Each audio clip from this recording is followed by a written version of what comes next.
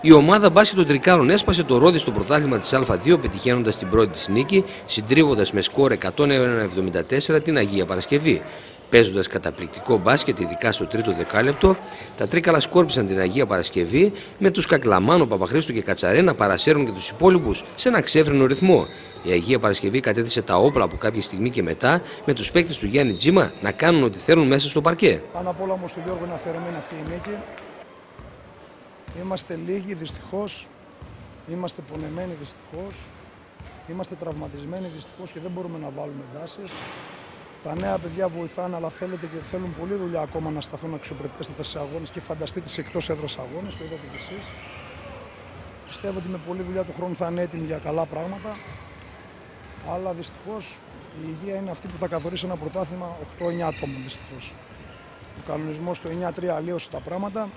Και η Αγία Παρασκευή, που είναι μια υπερπλήρη ομάδα, αντιμετώπισε το ίδιο πρόβλημα με τον Playmaker. Έχασαν και αυτόν τον Κορονίδη σχεδόν για όλη τη χρονιά και είδατε τι προβλήματα αντιμετωπίσαν στον Playmaker. Νομίζω ότι κάθε εβδομάδα που περνάει η ομάδα θα είναι ακόμη καλύτερη. Η φυσική κατάσταση νομίζω ότι αποκαθίσταται και είμαι αισιόδοξος ότι και με τη βοήθεια των φιλάθλων από εδώ και μετά η ομάδα θα κάνει μόνο νίκες.